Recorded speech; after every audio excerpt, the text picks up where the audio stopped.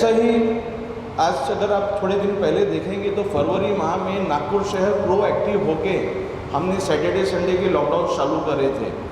उसके बाद ये चलते रहा मार्च तक। फिर मार्च में हमने 13 मार्च से लेके 21 मार्च तक का हमने, जबकि पूरा नागपुर चालू था, पूरा महाराष्ट्र चालू था, लेकिन नागपुर में हमने कड़क निर्बंध लगा के पूरी दुकानों को हफ्ता 10 दिन के लिए बंद रखा।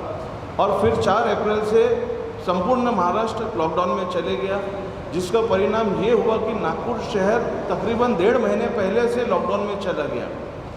सरकार, माननीय पालक मंत्री जी ने कहा है कि 3rd वेव का आगमन हो गया है। वो एक जवाबदार व्यक्ति है, एक जवाबदार पद पे बैठे हैं, मैं मानता हूँ उन्होंने कहा तो हो गया होगा, लेकिन इसके लिए ऑथेंटिक गवर्नमेंट की एजेंसीज है जो डिक्लेयर करती है कि 3rd वेव आ गई है या 2nd वेव आ गई है। व्यापार की हालत आप सबसे किसी से छुपी नहीं है, कहीं ना कहीं आप लोग भी सब हमारे व्यापारियों से किसी भी तरीके से कनेक्टेड है। आप लोग व्यापार 2 लॉकडाउन के समय जो हुआ है उसमें व्यापार पूर्ण तरीके से चरमरा गया है और ख़त्म होते जा रहा है।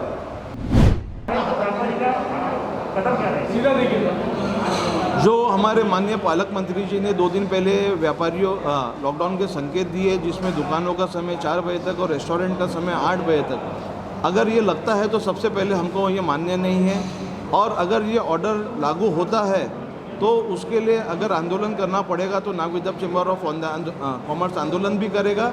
लेकिन मेरे को हमारे पालक मंत्री जी, म्यूनसिपल कमिश्नर और कलेक्टर मैडम पे पूरा विश्वास है कि वो इस प्रकार का गलत निर्णय अभी इस समय नहीं लेंगे।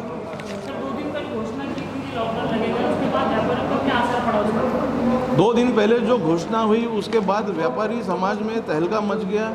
हमारे ट्रांजैक्शंस थम से गए, हमारे सारे ऑर्डर्स कैंसिल हो गए हैं। जो ये अगर ये इसलिए लिया गया है कि थोड़ा सा डराया जाए तो ये बहुत गलत तरीके से लिया गया है।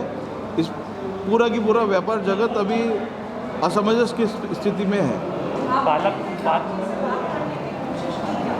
मैंने जिस दिन नितिन राउत जी ने ये स्टेटमेंट दिया 6 तारीख को, मैंने माननीय पालक मंत्री जी से 2 बार फ़ोन लगाया, 3 बार फ़ोन लगाया, उनका फ़ोन बिजी था। उनके पीए से मैंने बात करा तो वो बोला आप डायरेक्ट फ़ोन कर लीजिए करके। और कल कोई सोर्सेज के साथ हम उनसे मिलने की कोशिश करें तो पता चला है कि वो बॉम्बे गए हैं, गुरुवार को शाम को आएंगे या शुक्रवार को सुबह आएंगे और वो हमसे मुलाकात करेंगे।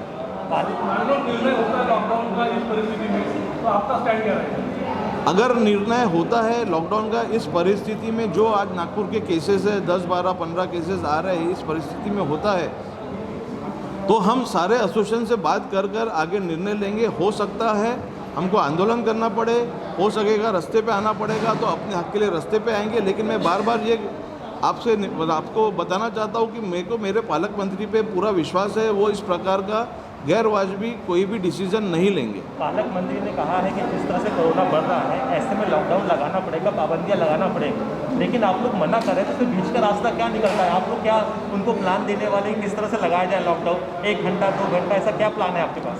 बीच का रास्ता जब निकाला जाएगा जब कोरोना का स्पाइक बहुत ज़्यादा आएगा। जैसे कि मैंने अभी प्रेस ब्रीफिंग बताया है कि फर्स्ट अनलॉक से 2nd वेव तक नागपुर शहर में 150 से लेकर 450 पेशेंट डेली आते रहे और एक्टिव पेशेंट की संख्या 3000 से लेकर 6500 तक रही जो शहर में। तभी भी हम नॉर्मल रूप से चालू थे, हमने पूरी दिवाली बनाई, तभी भी कोविड नहीं फैला। जो स्पाइक था वो मेंटेन था, जो एक स्टाइल से आ रहा था वो स्टाइल उसकी चालू थी। लेकिन जब भी कोविड बढ़ता है और ये नौबत आती है, 3rd वेव अगर आती है, कोविड का स्पाइक अनएक्सपेक्टेड कुछ बढ़ता है, तो जरूर उसका कुछ ना कुछ बीच का फॉर्मूला निकाल के सरकार का साथ दिया जाए। आपने कहा है कि जिस तरह से अभी लॉकडाउन लगा था, नुकसान हुआ है, जो आपका धंधा है वो बाहर शिफ्ट हुआ है, फिर से अगर लॉकडाउन लगता है तो क्या मतलब कितने करोड़ का नुकसान हो सकता है? देखिए, अभी नागपुर शहर का धंधा काफ़ी बड़ा है। नागपुर शहर में होलसेल बाज़ार भी काफ़ी बड़ा है, रिटेल सेक्टर भी काफ़ी बड़ा है, क्योंकि सेंट्रल इंडिया का ये एक बड़ा मार्केट है। हमारे पास इंडस्ट्री से ज़्यादा ट्रेडर्स यहाँ पर है। और अगर ये समझ लीजिए आप डेली का 1000 से 2000 करोड़ रुपए का नुकसान हर दिन होगा।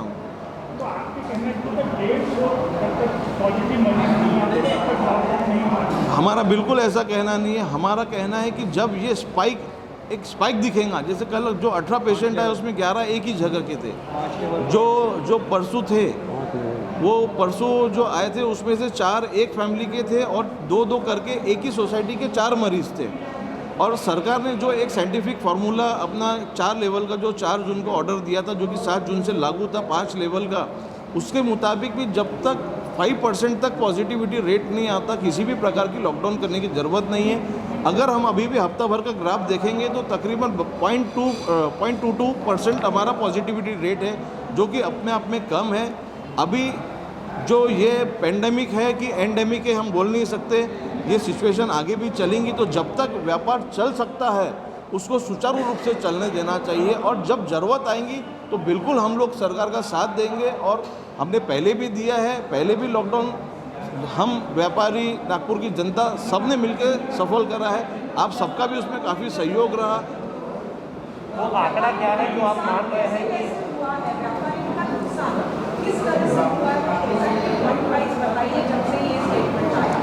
मैडम, ये स्टेटमेंट जब से 6 तारीख को शाम को ब्रीफिंग हुआ है पालक मंत्री जी का, उसके इमीडिएट बाद से जितने भी बाहर गाँव में, क्योंकि मीडिया के माध्यम से सब जगह सर्कुलेट हो गया, सोशल मीडिया के माध्यम से सब ग्रुप्स में चले गया, और बाहर गाँव के व्यापारियों ने अपने अपने ऑर्डर्स इमीडिएट कैंसिल कराना चालू कर दिए। जो पेमेंट्स आने वाली थी वो पेमेंट्स कैंसिल हो गई। हमारे व्यापारी जो बाहर गाँव से त्योहारों के लिए परचेस कर रहे थे वो रुक गए। उसका इम्पैक्ट कई तरीके से आया है।